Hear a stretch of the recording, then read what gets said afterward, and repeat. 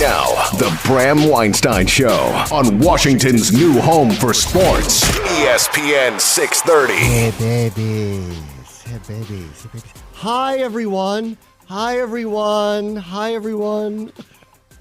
How would a snow day work going to Potomac Yards, everyone? Oh man.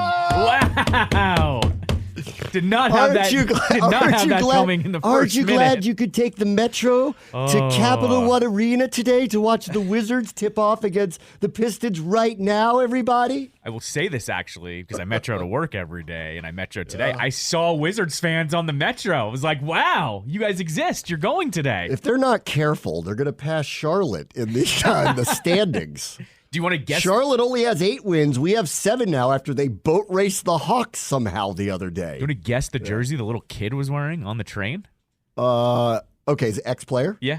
Kid? How old? New era. Okay. I would say How old? He looked about Archer's age, about 10, 11 years old. Okay. Don't give me years. Just I will give you newish. years. Don't go with like most popular player. So don't go with Wall or Beal. I will eliminate that for you right off the bat. But Please be Montrezl Harrell. No. Dinwiddie. No. KCP. Earlier. You got to go earlier. Earlier than that? It is with new Wizards, though. Marcin Gortat. Yes. Yes. Good call. That's a good jersey. Dude was rocking it. I was like, wow. I'm into that. Good for you. I'm into that. All right. As you know, I typically complain about working on national holidays, but not today, because what I watched last night it should get the Emmy for Comedy of the Year, because that was the funniest thing that I've seen in a very, very, very long time. That was so perfect. The script writers just got it so right. That flame out, like, even the Cowboys fans couldn't even push back on Twitter yesterday because it was so bad they had to go completely silent or just own it. Like, they had no choice. There was no but, if, or, but, nothing. There's nothing to say. Every bit of it, every last part of it was amazing. So, I'm raising a hardcore sports fan in my son, and he's really into all of it. But last night was a very good deep dive explanation into why this is hilarious and why we watch sports every single day. Because you can have moments like this that may or may not involve your team, but will be memories for a lifetime. Because that was amazing. Even my wife, who it's taken a very long time to get her into sports, but now that I'm calling the games, she listens to them. And so she's more into football than she's ever been because of what I do now. When I was just covering it, whatever, right, let me know how it goes. Yeah. And the records were what the records were. Sure. And she's like, who'd they fire this time? She just can't do it. All the names now are the same, that I'm it doesn't calling them and I'm literally intimately involved, Yep. she's gotten intimately involved. So her sportsdom has come around in recent years. And I spent a good amount because I was cackling. I full Stephen A. Smith last night on the couch, just laughing out loud, fell off the couch once, spit taking, like it was so funny. And she's like, why? She needed an explanation of, why is this so funny? Okay, let me explain it. Right. And for all of you listening, you know why it's funny. Correct. It's every bit of it added up to, that's the comedy of the year. It was incredible. Let's see. They flame out in the playoffs every year. Amazing. They usually win one game, though. That's the funny part. They usually do. All year it was, if they get home field, they're really dangerous. But if they're on the road, I don't know. And all 2 years. all they need is an upset of the 49ers, and suddenly the NFC Championship game is there, and then they've got, they'd have a puncher's chance to get into the Super Bowl, and then let's see who they play, and then once they're there, who knows? Yeah. But, it felt like that could happen. They had boat raced everybody they played at home. There was one close home game they played the whole year. It was against Detroit at the end of the season that they won, and whatever. It was controversial, but they won it. And every other game that they played, they just killed people. Absolutely killed people. Dak was playing the best in his career. Mm-hmm. He had led the league in touchdowns this year. There's no Cowboys quarterback. I just did this last week as we got ready for the game against the Commanders. No Cowboys quarterback had done that since Roger Staubach. Mm-hmm. He was at his best since then. McCarthy seemed to have validated himself. He kicked out Kellen Moore, took over the offense. The offense was better than it's been in years. Dak has the season he had. CeeDee Lamb broke the record for the Cowboys in catches in a season and led the league in that. No Cowboys receiver had ever done that before. Sure. So the offense is killing it. The defense, as we know, is top 5. Dan Quinn's a hot coaching commodity, even in his own town. Mm-hmm. So much so if McCarthy slips, like say they lost 24-23, like the Rams did, I think McCarthy would have gotten fired and Dan Quinn would have gotten the job. But because this happened, Yes. it's all, yeah. Who knows? Jerry's old. Jerry says over and over, I really want to win right now. And he's had these opportunities to win. And plus, like, everybody hates them. Everybody hates them. Yes. This is at the point now where Stephen A. Smith has made this happen, and he's turned this into you're either with them or you're with everybody else. That's right. Yes. Because everybody else enjoys watching them lose, but watching them lose this way is so enjoyable. It's like impossible not to love it. Every second of it. My favorite take today was the ones you need to feel sorry for the most are the millennial Cowboys fans. Yeah. The ones that are like my age. Because they grew up in it, but they don't know why everyone hates them. Correct. And here it is. Every year, they can try to calm down, but by week 10, 11, 12, they've won 10 games. They're on both sides of the ball. They rolling. Have a really good team. And you cannot help yourself but believe in them. That's right. Because they're so good. Well, because it's like, I might as well enjoy the ride here. And then things like last night happen, and it's like, it crashes all down to earth again, and you are just picking up the pieces every single time. It's incredible. It's I mean, we played Miami and Dallas back to back. Yeah. You know, Thanksgiving, and then the week after I think it was that the bye week or it was around then, and they played each other. Now, I don't think that was the bye. The bye came after Miami, but that was back to back games. They played each other, and at that point, I remember being on the broadcast talking about, is Washington playing the two teams are going to face each other in the Super Bowl? Right. Miami cratered down the stretch, but that's not as funny as this is. And at that point with Dallas, the whole thing was, if they win the division or somehow get the 1 seed, it might actually happen this time. Like they're just playing too well on defense. They get too many tilt plays. Like their offense is scoring too much. CeeDee Lamb is killing it, right? Just killing it. Dak is really on. I don't see the flaws in them like we saw in the past. Like last year, Dak had 1 million interceptions. It was going to happen. You just knew it was going to happen. This year, he didn't have a season like that. It felt like it was all aligned for them and that they would probably lose in San Francisco, respectfully. Yeah. But who knows? Not Zeke being the center? No. Like he was last year. Right. Because remember, that's how that one ended. Right. And it just, on every single level watching this, and the way that they lost was just incredible. Here's McCarthy's ex-team, who barely got into the playoffs, who replaced Aaron Rodgers with Jordan Love, who had a bunch of 22-year-old receivers, who were whatever they were at the beginning of the season, and honestly are not great on either side of the ball, but they're good enough. Mm-hmm. They got completely outcoached. They got completely outclassed, and they totally fell apart. They gave up the funniest touchdown I've seen in the playoffs in a long time, where there's a tight end, and there's nobody within 20 yards of him. And the pass was awful, because I think Jordan Love was probably like, what? Just chuck it up. Like, you'll get it. Like, good on him for recognizing it. Because he probably looked over there and was like, what? Yeah. And just chucked it up. That guy had to wait on the ball. This is a tight end, a white tight end. Had to wait on the ball and scored easily. Yes. Because that's how far away the Dallas defense was. The pick six for Savage. Hilarious. That was that's hilarious. That's the actual play where I was cackling because I fell off the couch when that would happen. Because that's the one where I went, it's over. There is no comeback. Yeah. Because even when they were up 27, it was 27-0. Then Cowboys scored, put together a good drive. On the last play of the half. Because it would have been the coup de grace would have been like they fail with 2 seconds to go in the half. Correct. And you know how lucky they were? Because CeeDee Lamb caught that ball at the 1 yard line with no timeouts. The clock would have run out. If they didn't get a penalty, they wouldn't even have had that play. And the Packers dropped a ball, too. That's right. The play before that. That was a dumb call. Yes. But either way, here it is. It's 27-7. And even if you are rooting against the Cowboys, you're looking at going, This offense is really good. There's You plenty never know. of time. And they're getting the ball to start second half. You never know. Adjustments. Like, you're thinking Right. it can't go much worse than that. Right. And then they get the ball back, and Dak throws it right to him pretty It's much. incredible. And I'm like, it's over. Like, Yeah. that was the That dagger. was it. There was not enough possessions left in the game. And Correct. granted, they tried to make it close with the garbage time. A little too close for comfort. But they Yes. needed a perfect ending, and it just wasn't going to happen. That is where the dagger really was, because at that point, you're like, it's all going the Packers' way. They're running the ball, too, so you know their drives are going to be long. Incredible. Everything went wrong that could. It was amazing. It was amazing. They looked ill-prepared.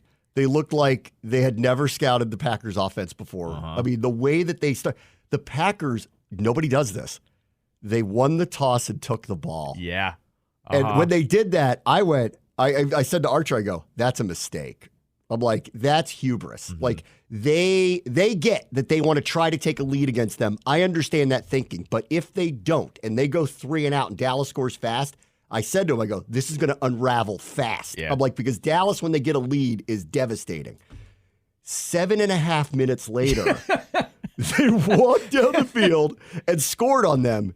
And even at that point, I'm like, all right, great. That's great. They're running the ball like crazy. I mean, it's not like I'm not Zabe. I'm not some huge Packers fan now, but this was funny. Like, this was funny. And then the Cowboys couldn't get out of their own way early. For some reason, Olsen and Burkhart knew something was off. Yeah, so that was one of the weird things They about knew this. something was off. They were early. saying, they were literally saying in the second quarter, Dak and CeeDee Lamb just don't seem to be on the same page. I'm like, guys, they've had like 3 drives. I mean, remember, CeeDee Lamb over the last 2 weeks, Detroit and Washington, had 25 catches for like 400 yards. Right. So it wasn't this A.J. Brown thing where it's like, what's going on there? Yeah. They were humming as anybody could possibly be humming coming down the stretch. Right. And all of a sudden, the next week, they're quote unquote not on the same page, Yeah. which I will say, as someone who does a broadcast and has access, we often know there's potential problems before there are problems. This one, though, if they knew it, where in the world did that come from? right. And not only that, What in the world would have gone wrong since they were here a week ago to yesterday? Because CeeDee Lamb had 12 catches for 180 yards, whatever it was against us, too. not only that, you know how this works. You usually wait a little bit to reveal those things on the broadcast. Like, you give it some time, and even if it's the fourth quarter, that's when you maybe drop the bomb. It was the second quarter, and they were harping on it. Like, how bad was it in the building that they knew there was something up between those two? I'm baffled at just how bad it went. What unraveled them? Something unraveled all of them, and I don't know what it was. Like what? The only thing What? Well, how could it be that opponent? I mean, it's not like, oh, they drew a bad 7 seed. No, that team barely got into the playoffs and was not killing. It wasn't like they were killing people. Like, oh, they found their way and they're killing people and, oh, watch out. No, they kind of just barely got in at the end. It wasn't like they did anything amazing. They kind of barely got in at the end of the year. All right, I'll put the tinfoil hat on here for a minute. Here's what I think happened. I think the coaching hiring process made everything go wonky. Like spooked them? Everybody. It was, because you have to unpack all of it. Seattle fires Carroll, and naturally we all go, oh, Dan Quinn's going to go there. Right?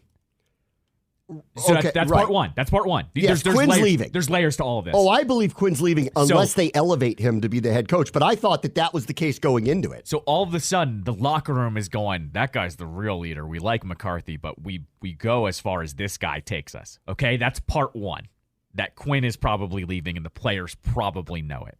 Then part two is Belichick gets fired, and we're hearing all of this stuff. Oh, well, if they don't make it, Bill Belichick's going to definitely go to Dallas. And then, like, some story came out that I guess Belichick and Jerry met each other at some point after he left the Browns. I think Ravel tweeted this. Yeah, but that was like in the 90s. Sure, but it said, where he said something like, I could coach, keep me in mind. But he said Jerry thinks about that moment more and more now. No kidding. So here it is. Like, who does it? But you know what? He's probably not the only owner he ever said that to. And everybody looks foolish for not hiring the guy who won more than anybody else. Of course. Yeah. But here it is. Like, there's another layer there that, like, there's this Belichick Jerry thing. Then there's just the Mike McCarthy part of it all, where nobody believed in Mike McCarthy. From the second they hired him, we were all like, you had all these other head coaches, but you're going with the guy in the Packers that eventually lost that locker room and was getting massages before the practice field every day. Like, I think the coaching search threw the locker room into a tizzy. It's the only thing I can think of. Because nothing else makes sense. Both sides of the ball were terrible. Like, that didn't make sense that the defense fell apart as bad as they did. Or we've run into LaFleur can really coach. Oh, I believe that. But, like, look. Because I want to listen to this. How did he dismantle that defense, though? That defense is too good. Here's the last. Okay, so on Thanksgiving, they won in Detroit. That was an upset. Yes. Right? Then they won against Kansas City at home. Mm-hmm. That was also an upset. Sunday right? nighter, yeah. Okay, so that leads into the final 5 games for them. They lost to the Giants. They lost to DeVito. Yeah, right. Then they came back home, and Baker Mayfield had a perfect passer rating. Yes. Remember that? Yep. It was the first time ever that an opposing quarterback had a perfect passer rating in Lambeau Field, and they got smoked by Tampa. The last 3 games, they had to win all of them to get into the playoffs just to get to 9-8. They played Carolina and barely beat them. That's right, yeah. Barely. Remember, we were on the air going, oh my God, we might get the number 1 pick because if we lose out and Carolina wins this game, they're a game away from tying us, right? And they won. They won late, but that score was 30-30 in the fourth quarter.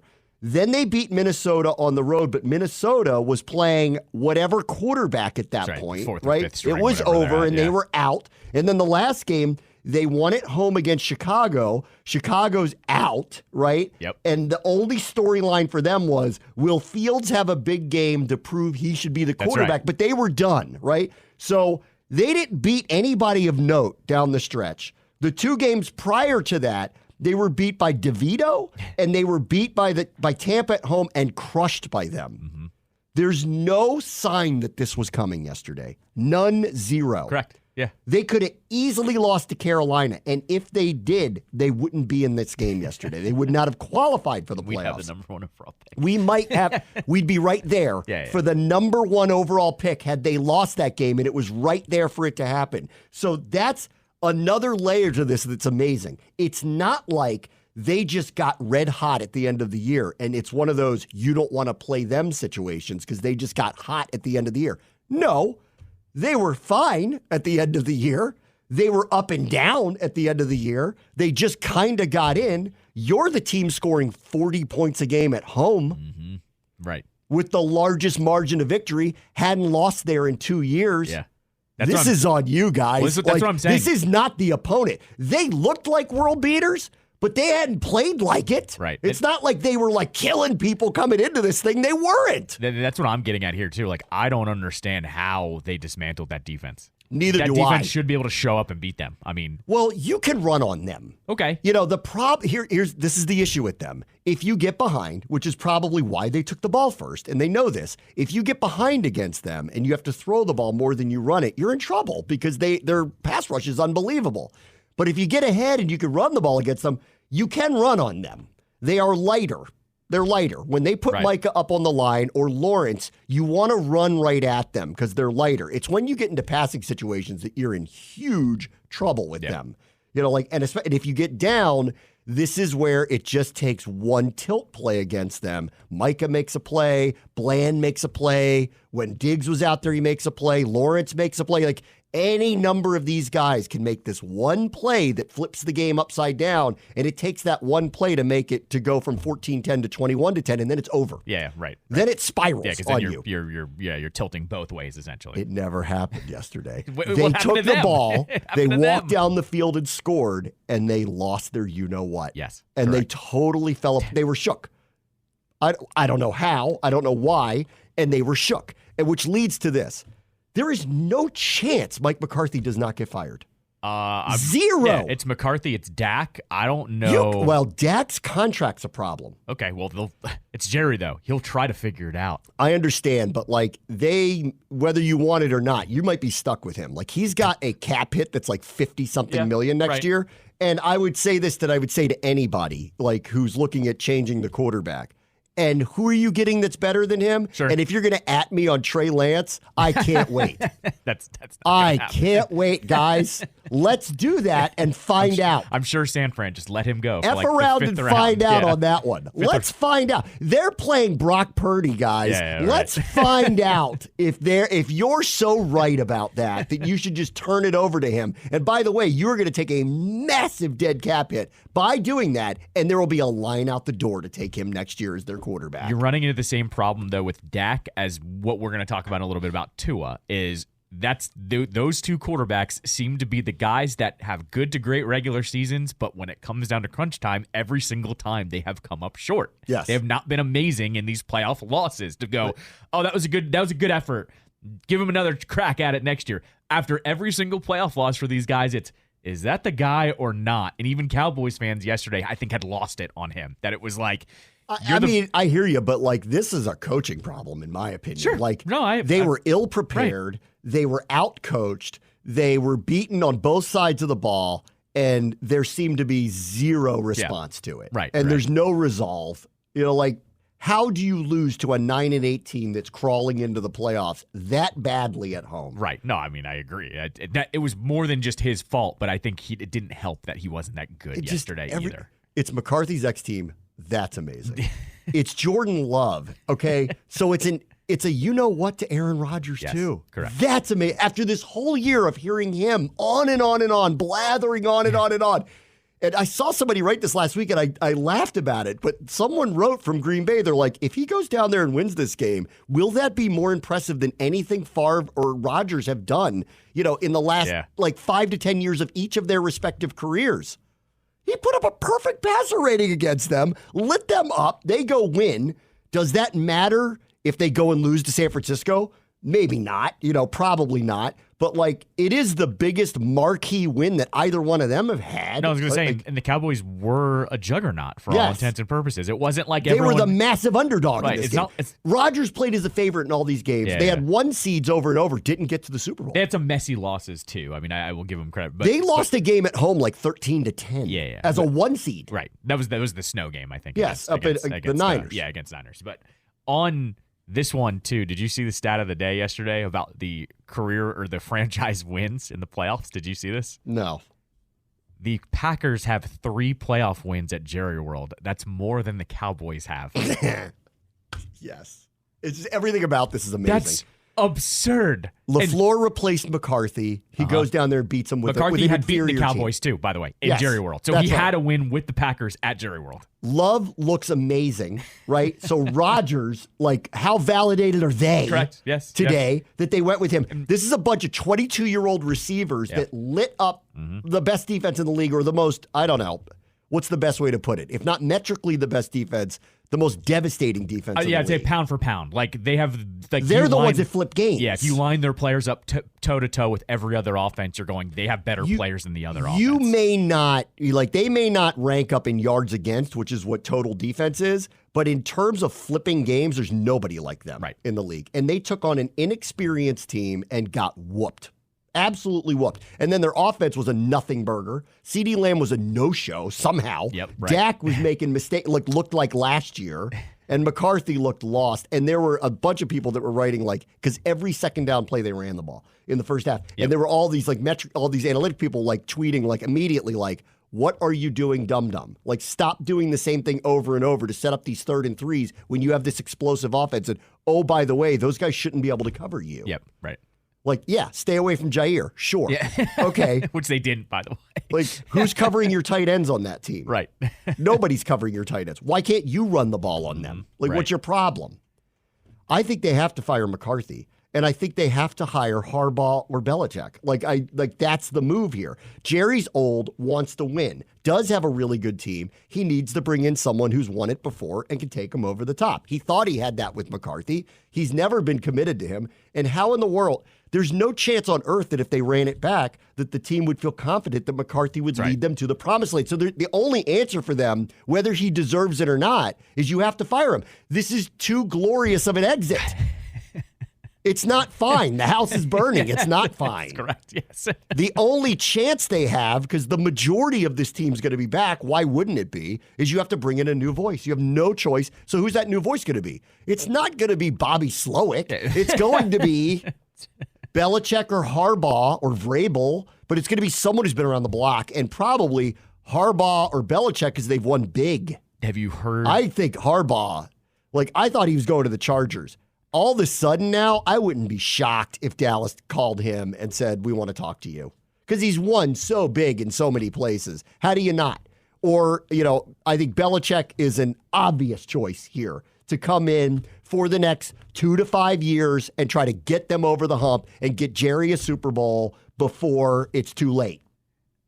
I'm going to just run this tweet by you because Des Bryant tweeted this after the game. He's very angry ex-Cowboy. Yeah, correct. He also never won anything there, but please go on, true, sir. but was very good. Please go on, sir. Somebody tweeted at him after today, I think McCarthy's gone. They will probably clean house. The rumors of Bill Belichick will probably get even louder now. Yeah, That's of what course. They tweeted at Des. So Des quote retweeted and said, "It won't happen, especially after the news I got tonight. Zeke had an opportunity to come to Dallas for the playoff run, and Belichick didn't allow it."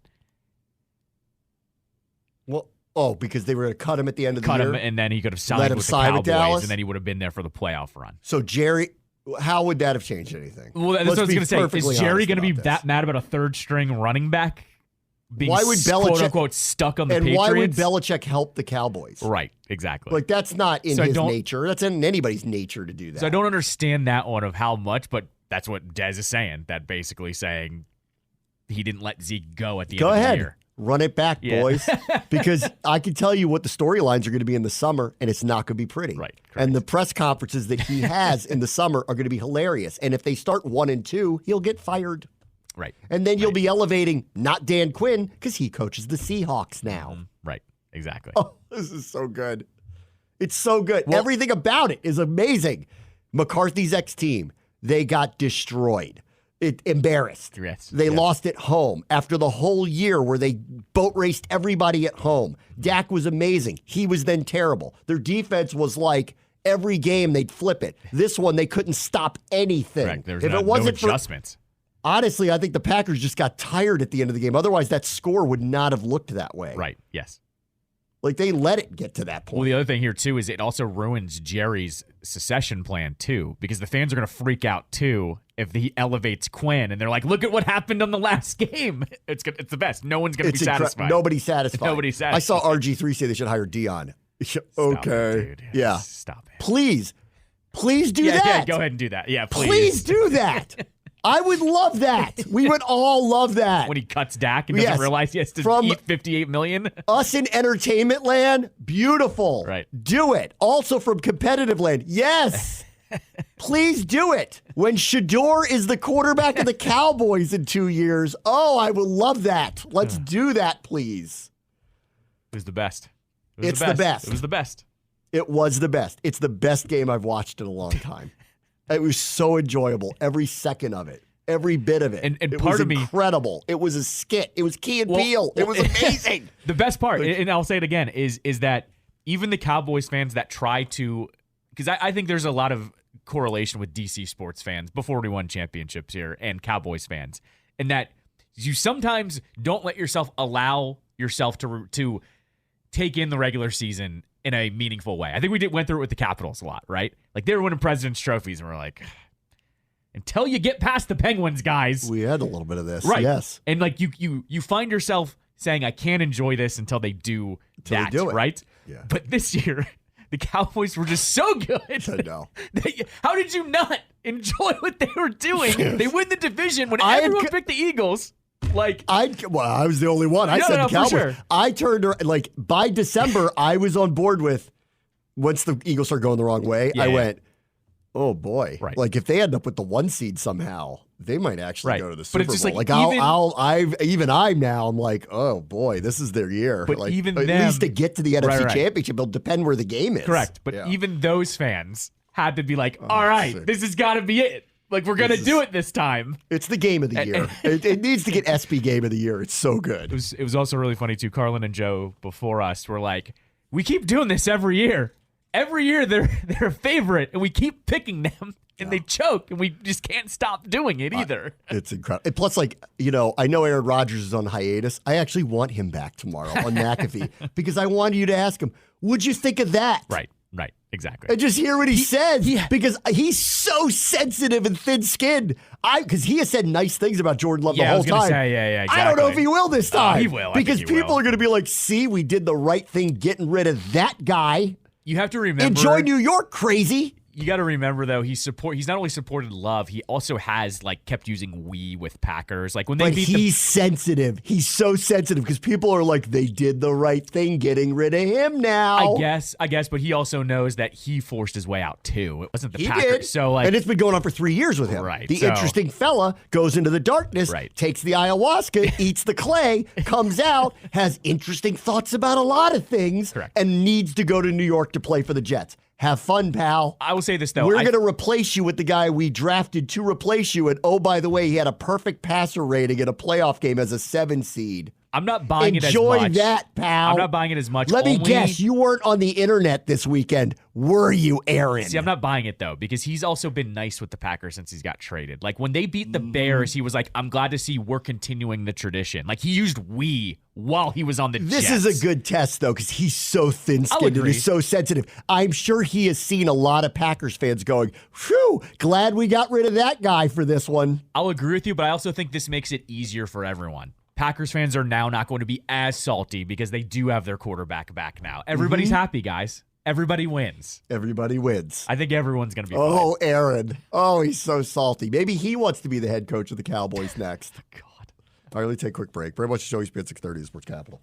All right, welcome back. I'll get into the rest of the NFL playoffs later, but I can't get over it. It's the best game that I've watched and had enjoyed more than any game I've watched in so long because I was shocked. I didn't expect it.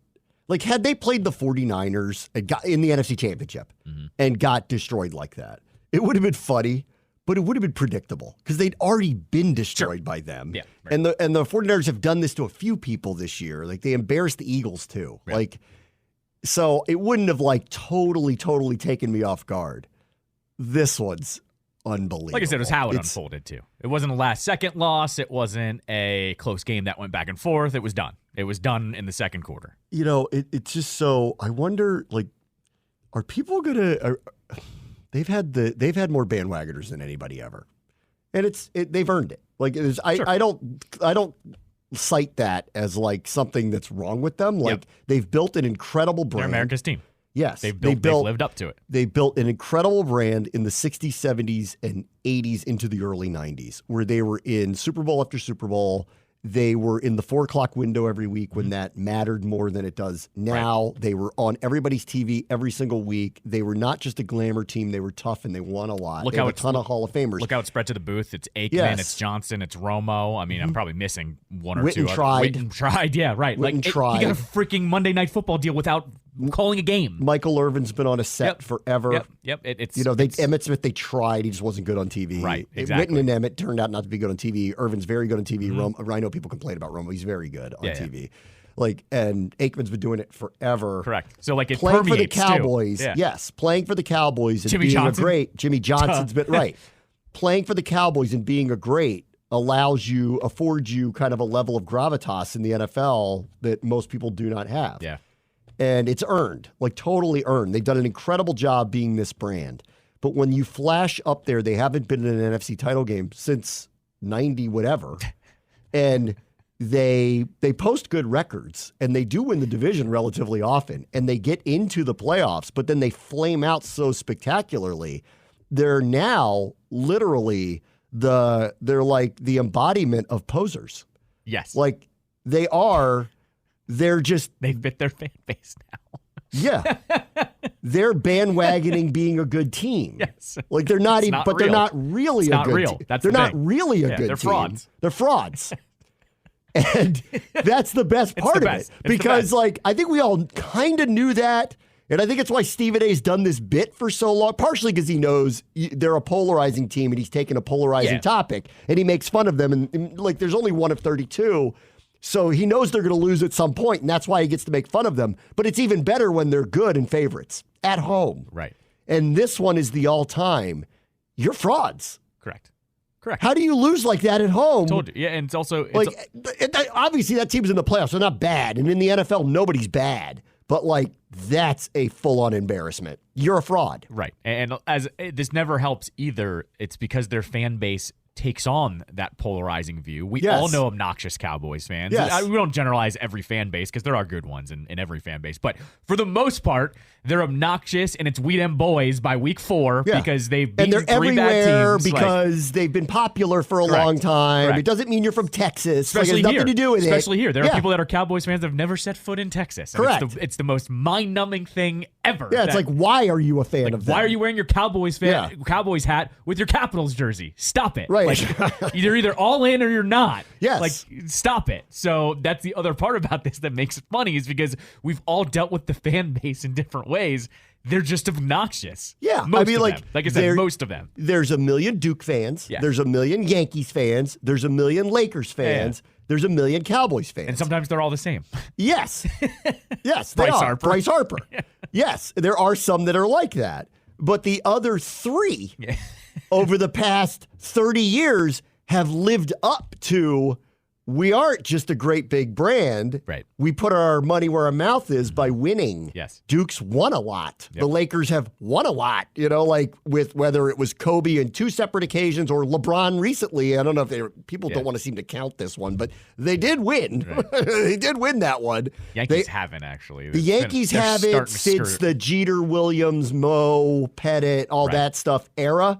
That wasn't that long ago, right? Still, it's how they've faltered I agree. since then, though. Like, they're not and not that's the same. fun. Yeah, it's fun. Right, correct, exactly. That's fun. You could argue they're the 4th worst team in the division. Yeah, I mean, but I think yes, but that's not as fun as when they get there, they're a favorite, and then they're frauds, which is what happened yesterday, which is, I think that's why I was laughing out loud and falling off the couch, because it was a slapstick comedy of how bad and fraudulent they are.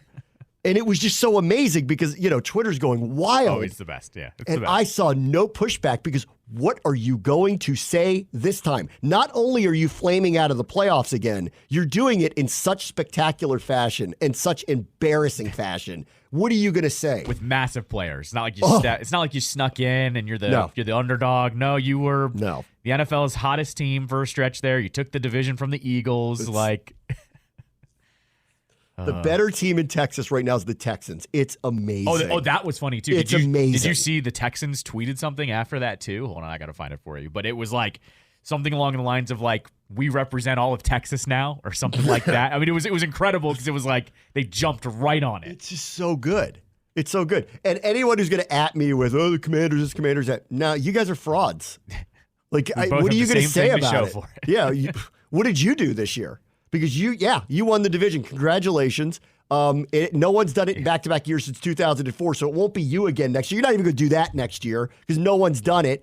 And I don't know. You guys seem to be a giant fraud that's about to, I don't know, burn your house down very, very, very soon. Like, you think McCarthy's going to be the head coach there next year? He's not. The guy in succession, Dan Quinn, they're going to have to overpay to keep him, or he's going to go coach Seattle. And if they do keep he's him, got 5 interviews this week. Right. He wasn't supposed to be available this week. Remember that? If they do keep him, the fan base is also going to be wonky because they're like, that last game, they couldn't stop anybody. Is this the right move? They can't keep McCarthy. They can't keep Quinn now either. They have to get a new voice in there. They have no choice. That's why Belichick's going to name his price and get that job because Jerry has been loudly saying, I'm getting old and need to win. Right. And the reality is, they do have a really good roster. No, the vast majority of those guys are going to be back. The vast majority. I saw someone tweet out their free agents. There's a good number of them, but not most of their prominent guys. Right, they have to deal with running back because Pollard was on a franchise tag. He's going to be up again, and they don't clearly have a number 1 running back if it's not him. But outside of that, there were not a lot of names on that list that are not replaceable at all. In fact, most of their prominent players, Diggs, Parsons, Lawrence, CD, they're all under contract coming back. Yeah. So it's not like they're not having that whole team back, and Dak is too. Belichick's getting that job. I mean, how is he not? They need a closer to come in there. The Texans tweet, by the way, was Texas's team, which is just a great play. It's a great play. The body wasn't even cold. It was 7:51. I think the game was still going on at that point. We've had such a long year here, but this past week, change in leadership.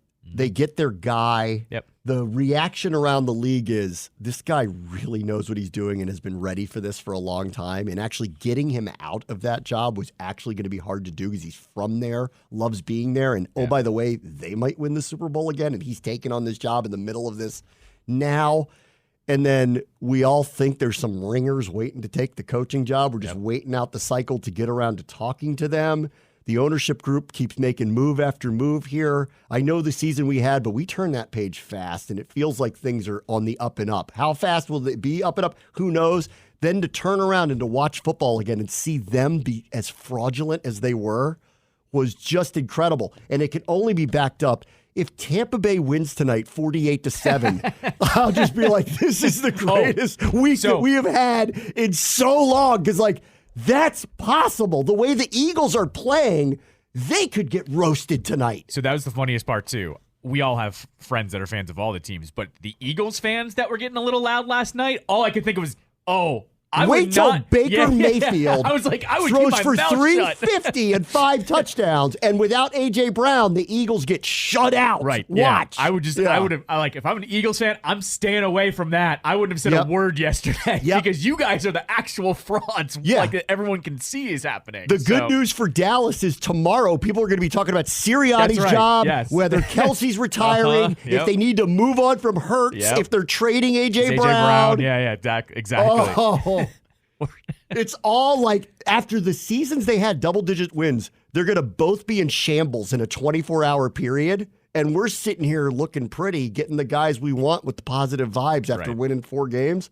Boy, life comes at you fast in the NFL, doesn't it? Real fast. It's fun. Real fast. Definitely fun. Yeah. All right, let me take a quick break. I want to go over the Caps weekend next. Bram wants to show ESPN 630 at Sports Capital. There's a major tradition on Martin Luther King Day that the NBA plays a lot of afternoon basketball, and the Wizards are doing so this afternoon down at Cap 1. 7-31 Washington versus 3-36 Detroit. They just made a trade with each other, too. They did.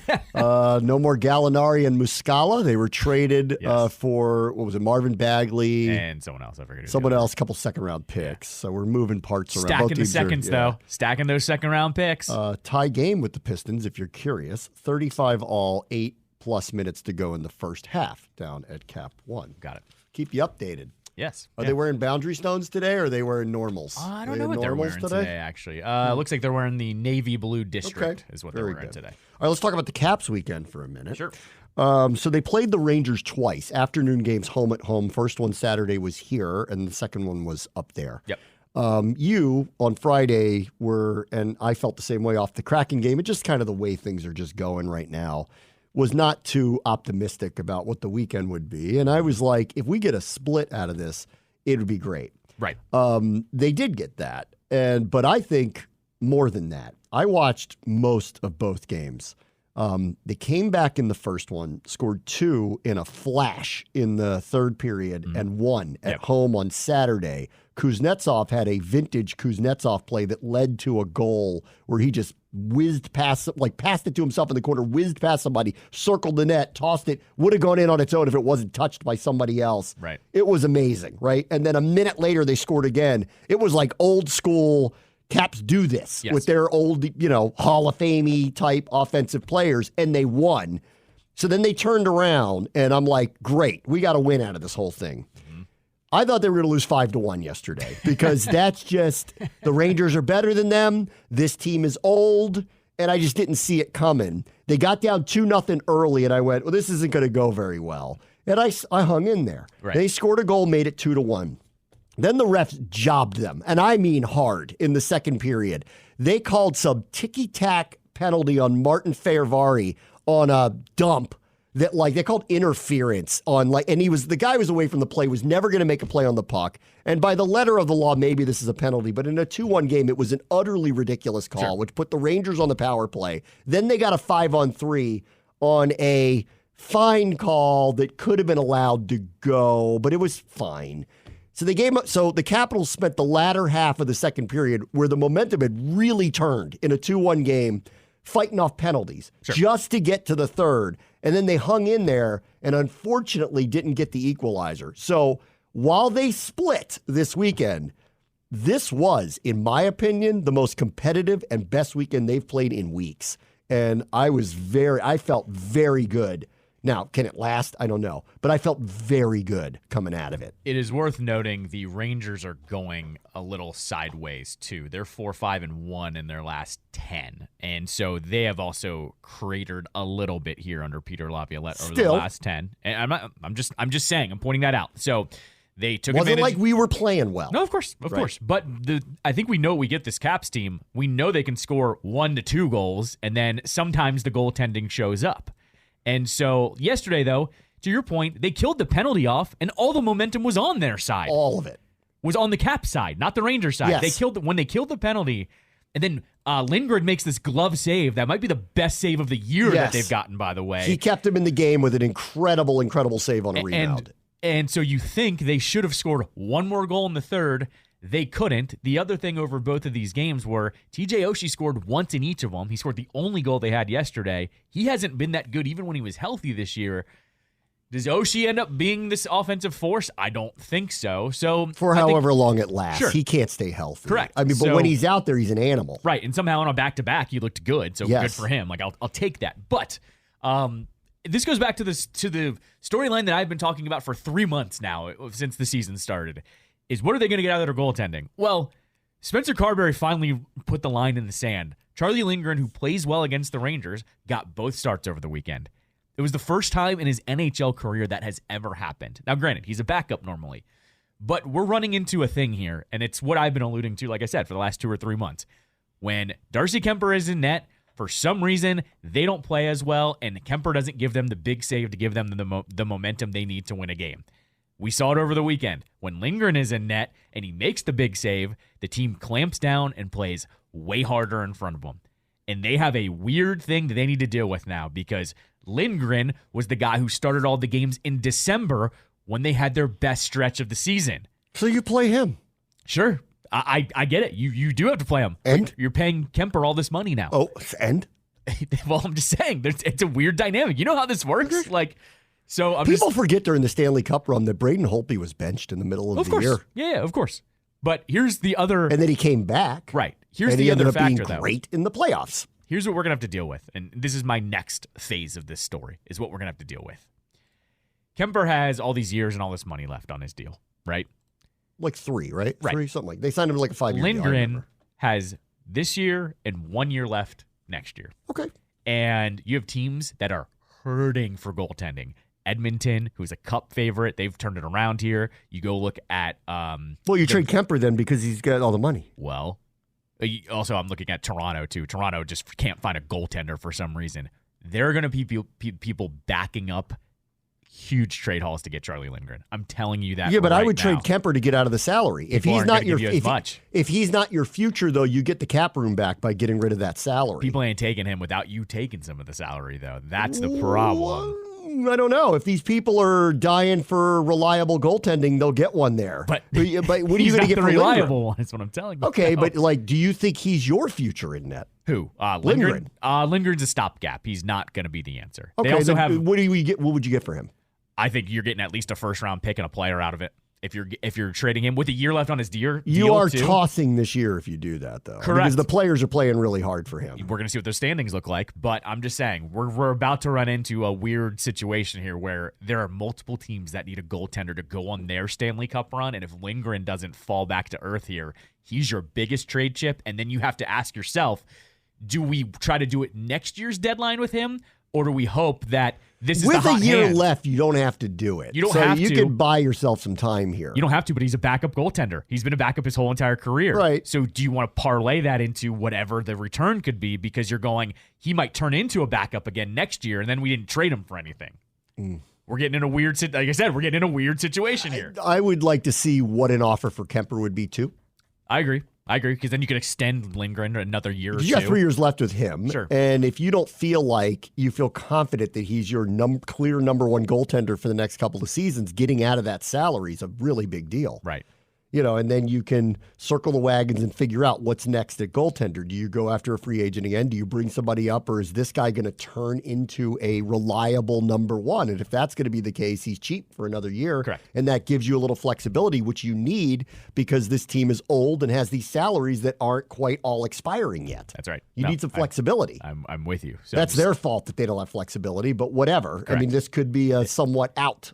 It also is a indictment of McClellan just botched the goalies. This last batch of goalies, Samsonov and your boy Vitek are among the NHL's worst goaltenders in the last 2 years. They were fine moving on from them. They didn't have another one in the pipeline, though, to kind of try to bring along here. So they had to step up and pay for Kemper. And like you said, Kemper was playing behind the best defenseman in the league. I was worried about this. Really good team, and I was worried about going this sideways because actually, and I follow metrics, and not that I watched a tremendous amount of the Avalanche games, but his save percentages were okay. Yep. Not great. They were okay. Right.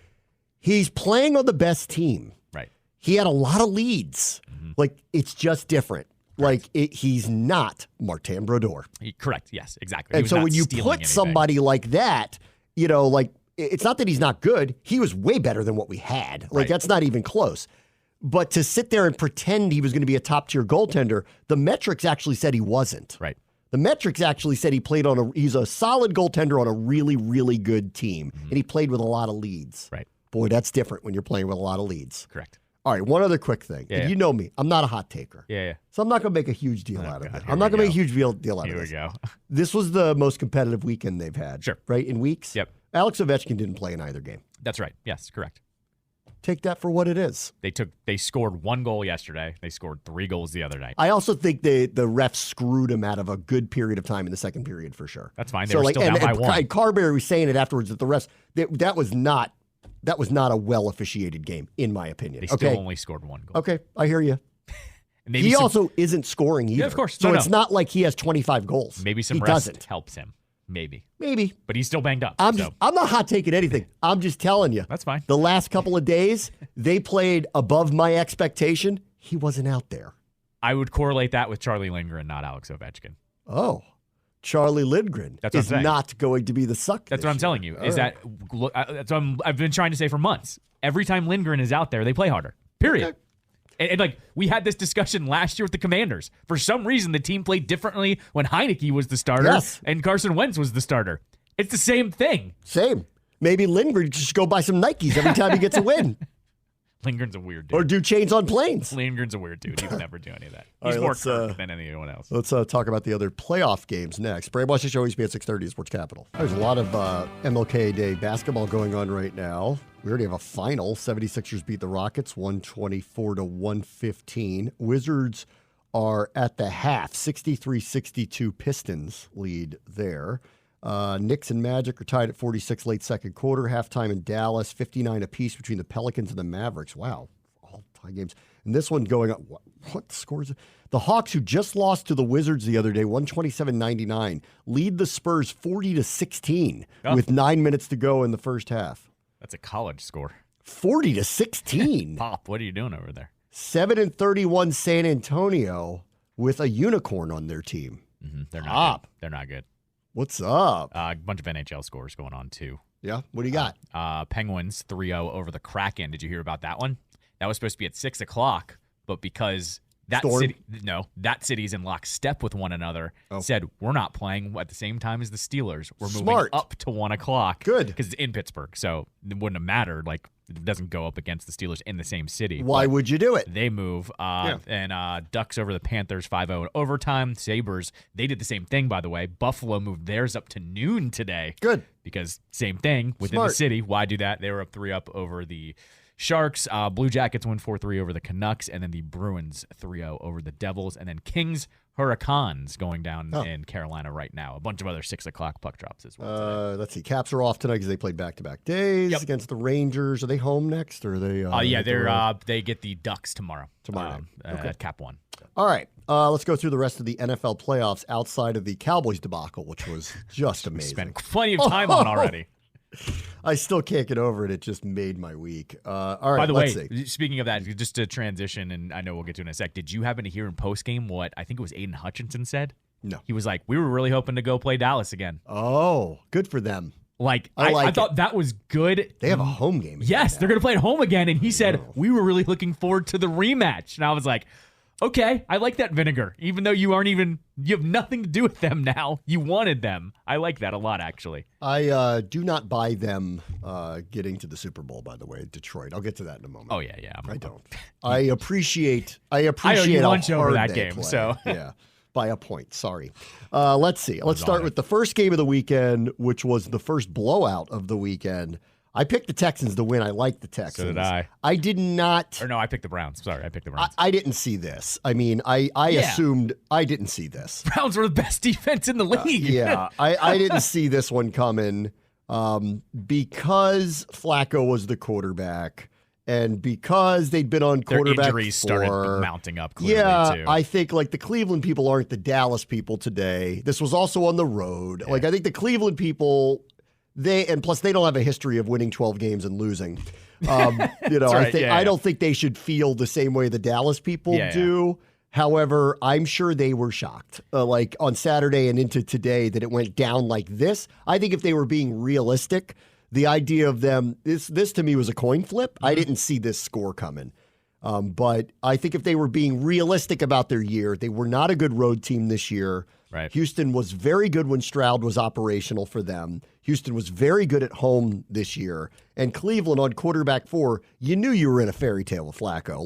You're not going to delude yourself into believing this guy was going to come off the couch and take you to the Super Bowl, right? Well, you didn't fall that hard for it, did you? Not unlike the Cowboys, though. The Texans tilted them. All of a sudden, Flacco threw 2 pick sixes in a row, and it got out of hand. And then when you're asking that guy to win you the game, we all know what's going to happen. We all know what's going to happen. The other part of this, too, is I wouldn't be so sure about the Browns fans feeling bad today. They're looking across at that franchise going, they traded us our franchise quarterback who didn't even get us to the playoffs this year, and they have another one locked and loaded with our draft picks.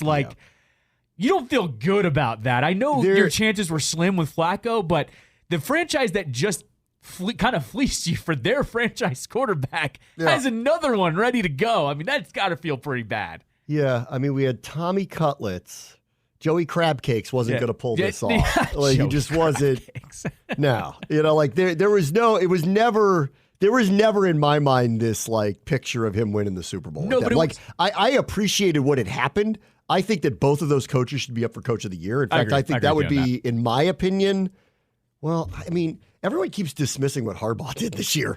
They won the AFC going away. I don't know why people don't talk about him to be the Coach of the Year more than they do, but if you're going to go with the surprise pick, which seems to be going for Coach of the Year, Stefanski or Ryan's getting it makes a lot of sense to me, and I don't know if those votes are already in, but off of that result, I would think D'Amico's got a leg up on it if that's the direction they're going to go. You know how this works. When greatness is expected, those guys never get it. So Harbaugh is now, I don't think anyone had them. I don't think anyone had them 1 seed. Everyone knows. I don't think anyone had that. Everyone knows you're getting a professional team with him, though. You just know how this works. It's like LeBron. LeBron should be the MVP most years, but he doesn't because of just the way the league works and the stats work. I think coaches are the same way. That guy, seriously, Mike Tomlin should have been Coach of the Year a few times probably, but doesn't get it because he's not the number 1 seed every single year. Harbaugh, I hear you, but it's expected with him. On Cleveland, to your point about so they go. I mean, the scriptwriters got this right. Here's McCarthy getting boat raced by the Packers. Yep. Unbelievable. No Rodgers. Unbelievable, right? Unbelievable. Here's the Browns going to Houston. Deshaun's not even playing. Right. Deshaun's not playing. They're living in fantasy land that Flacco's going to lift them up. Doesn't. Loses to the Texans. The Texans are good again because of that trade. Yep, exactly. And Deshaun has barely played, partially because of suspension and now because of injury. And when he did play, it wasn't good. Correct. In either, at the end of last year when we played them, I was watching him going, that guy doesn't even look like an NFL quarterback right now. Right. We were so messed up at the end of the year that we ended up losing to him. Early this year, it was a little up and down with him too. Their defense was kind of carrying them. Then he got hurt, and their record had nothing to do with him. Right. It had everything to do with they have a good roster. So it's a mixed bag with them. I was talking about this last week. I know you don't look at them and go, well, that's a model of success to kind of, follow. But I want to look at their roster and look under the hood here. They won 11 games with 4 different quarterbacks, lost their best offensive player in Chubb. Like, come on now. Like, they're doing something right up there in a division where everybody was over 500. So they did something right. I would want to take a look at them. And then on the other side of it is they made a crazy trade that made this other team better. That hasn't made them better. It feels like they're stuck with this guy for 3 more years. He's got a terrible reputation, and he looks nothing like the guy he was in Houston pre all the stuff that came out about him. The only thing is that's arguable, though, is the Browns have a built-up team that they have a great defense and a good running game. It just happened to be when they needed a quarterback to throw the ball, it was Flacco, and we all know what's going to happen there. So I can see where the formula is there, but I'm with you. If he doesn't shape up, they're going to have to think about drafting someone, not this next draft, but in 2 drafts from now. And then, listen, we're in a quarterback league. This stage was not too big for Stroud. Uh-huh.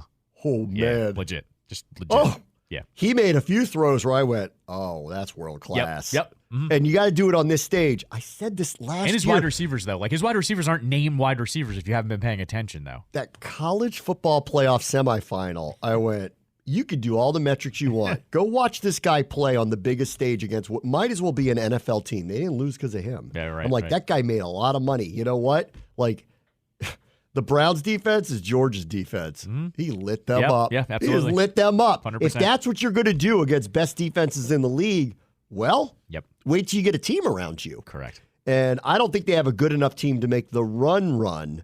But what's next for them now? So it depends now. It depends on the game tonight, right? It could be, yes. So it could they would go to Baltimore if Buffalo wins, and we'd get Buffalo Chiefs in Buffalo, which would be amazing. Right. If Pittsburgh somehow pulls this off, Pittsburgh goes to Baltimore, and they would play the Chiefs, but it's that would be in Kansas City. Yes, correct. I don't put it past them the way the Chiefs are going on offense. I actually don't put it past them. I would have a hard time buying it. Not unlike Jacksonville last year where I went, I wouldn't put it past them, but I'd be surprised because the Chiefs have done this too many times. I'd be surprised. However, them going to Baltimore rested, I mean, no one's going to pick them. No one's going to pick them. No one's going to pick them. But you know how this works, though? Like, the most dangerous thing you can get is one of these young teams that wins a game. Like, who are just going to be... And they killed those dudes. I mean, like, that game, that was not... That wasn't a fluke. I mean, they killed those guys. Like, Baltimore's rested, They had 38 by the end of 3 against them. That's probably the most points the Browns gave up all year. Right. They were killing those guys. The Texans would go... that's what we were right. It's Texans at whoever. It's Texans at no matter what here. Because Pittsburgh would go to Baltimore if they win tonight. If Buffalo wins, they play Kansas City in Buffalo, and Houston would have to go to Baltimore. Yeah. Rested Baltimore... I don't like their chances. Here's the thing, though. Well, I mean, I really don't like their chances on that, but like, who knows? But it's not like the Texans were in a dogfight the other day either. Like, I know it takes a toll, and it was a Saturday game too, and it's going to be a Saturday to Saturday, so I guess it wouldn't matter. But I'm just saying, you know how this works. When you get the young team that's dangerous and got a big win, they're dangerous. It's the worst kind of team that if you're the Ravens, that you're like, oh God, why do we have to get those guys and not anyone else? Packers are dangerous now because look at the way Jordan Love played. This is a quarterback league. If your quarterback's going to play like that in the playoffs, you're in trouble. Like you lose because of that. This is the actual Schefter had already tweeted this. The schedule is this. Texans at the Ravens or the Chiefs will be Saturday at 4:30. It doesn't matter which one, so that's going to be at 4:30. Packers 49ers at 8 o'clock Saturday night. Sunday is Eagles or the Bucks at the Lions. That's 3 o'clock. So that's no matter what happens, that's what's going to happen. Bucks at Lions. I wouldn't have seen that coming. That's right. Yeah, Baker versus Bucks Golf. At Lions. Baker v. Golf. Baker v. Golf. That's funny. And then your Sunday night-ish game at 6:30 will be either Chiefs at the Bills or Steelers at the Ravens. So I guess if it's going to be Steelers-Ravens, that gets moved around to there. So, yeah, it's a little bit. I mean, Steelers at Ravens is great eyeball watching. Those games are always close. Who knows? They know each other too well. Lamar in the playoffs, too. Like, you're going to... Oh, it's going to end up being 17-16. Yes. even though the Ravens have a much better team. Like, that's what... Because they just know each other too well. They don't want to play Pittsburgh. Correct. So they'd rather... Trust me, even with Stroud, if I'm them, I'd rather play Houston. They were in 2 They lost twice to Pittsburgh this year. Yes. I mean, the second one didn't matter, though. Right. The second one, they didn't play anybody. They benched everybody. The first one, they blew. Yes. I watched that one yes. because I remember we played, Thursday, I think, that weekend. I watched that first one, and they just blew it. Like, they just totally blew that game up there. Yeah. It was like last second play because the Ravens hadn't. Well, they just trailed. couldn't score. They just kept getting in their own way. This was at the point where their offense wasn't really going. Correct. But basically what is happening is Sunday night has to be Bills or the Steelers because of – actually, no, I guess not. Sunday has to be all of the teams that play today. Right. Because you can't put them playing on Saturday. That's right. So that's essentially what the schedule is. Yeah. All right, let's see. The game I did not see. I saw it. You had Peacock or you got Peacock? Nah, your boy is Xfinity Cable, and somebody tweeted if you get Xfinity, you get it for free. Oh, you just get it? You just get it. And you didn't have to sign up and do No, you do have to sign up, but it comes with your cable bill. Oh. Okay, so you got it. Very happy camper on Saturday night after I got home from the Caps game. So I didn't sign up. Sorry, NFL. Did not see it. Am very angry. And I know 8 bazillion people signed up for it, so they're right. Right. They got everybody to do it. Mm-hmm. They were running a special. Did you see the special? Well, they held you over a barrel to sign up for something, and it was $30 for the year instead of $60 for the year was the deal they were running. I'm still not pleased that that's what happened to watch an NFL playoff game. I mean, I'm from the land of we watch this for free. So, and you have my attention, and don't you value that? I watch every week. Could have come over. Every week, my whole life. Now I have to give you $30 to watch the Chiefs. Well, what did you do when you didn't have cable? What do you mean? Because games are on ESPN now. Just saying, we're all evolving over here. Oh, I'm not happy about it. I'm just saying. I hear you. But I'm just saying. Cable ESPN also gave me 8 million things. Yeah. Okay. Let's see. Chiefs won. I didn't see it. It's hard for me to talk about it. I'm not surprised by this outcome. The Dolphins flatlined at the end of the year. So once they lost their pass rushers, both of them, I went, well, good luck beating Mahomes if he's going to have time. He'll figure you out. This was two factors because I watched it. One, Tua cannot play in the cold. Bar none, cannot get the ball down the field, was inaccurate. He was wearing a glove, too, so he was trying to do that. He could not play in the cold, period. They couldn't run their offense, which is why they only scored 7. He wasn't good at all. The other one was the Dolphins' defensive injuries finally piled up. Like, they had 5 starters missing. They were down to, their 4th and 5th defensive ends and linebackers. Their defense finally broke, but it's not like the Chiefs scored a bunch of points. The Chiefs didn't play particularly well either. Kelsey had a couple drops before he started getting going. This was just the game that we kind of predicted on Friday where the Chiefs, all they had to do was not screw up, and that's essentially what happened. I will say this, though. There were some wonky calls that went the Chiefs' way that kind of you should be raising your eyebrows at the league. I'm sure you saw the picture of when Mahomes' helmet broke. Did you see that? That picture of him? Yes. His helmet basically, I think because it was so cold, he got hit and his helmet had this huge chunk missing out of it. The league, the refs let him go to the sideline and called a timeout for the Chiefs. The Chiefs didn't call a timeout. The officials let a timeout happen. That's an equipment issue. You need to put your backup quarterback in and get the game going. They let him go to the sideline, try on the helmet, put the chin straps on, and let him go back into the game. No problem. And it was in the red zone, too. And the Dolphins people didn't freak out on them? They were, but what are you they doing? were this is an equipment thing. Just because he's Patrick Mahomes doesn't mean you let them have a free play here. So there were a couple of those that if I'm a Dolphins fan or even an NFL fan in general, that it was weird that they were getting a couple of these things. And that was the biggest one, though, where it's that's an equipment issue. Take them out for a play if you have to, or hand them another helmet. And that was a weird one. But, yeah, I mean, it was one of those games that was cold as hell, and they just outlasted the Dolphins. Shout out Greg Curl, father of Cam Curl, who did a tweet showing Mike McDaniel, whose face started to get kind of weirdly bloated. Yeah. And did look like Humpty Hump and did lyrics from the Humpty Dance over a picture of him. So that was pretty good. Well, you saw Reed, right? Reed's whole mustache was freezing. Yeah, freezing. Yeah, it was incredible scenes. By the way, I don't know if you saw this either, because they were trying to show Taylor Swift a bunch of times, and they did. It was so cold, the suites you couldn't see out of them. Yeah. So they had to sit in the area outside, or they lifted the window. I don't know which. Did she do the tomahawk chop while she was out there? She did not do the tomahawk or we chop. don't know. She was doing. They showed her quite a bit. I did see the jacket she got, which was made by Kyle Juszczyk's wife. She made this Travis Kelce mashup jacket for her. Because I'm into gear. She's been doing this all year. People haven't really paid attention.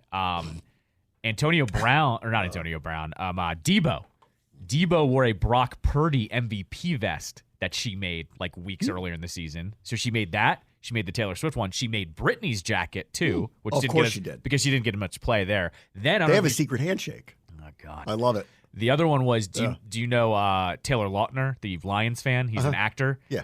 He put on a custom Aiden Hutchinson jacket, also made by her. So it was a full blitz for her.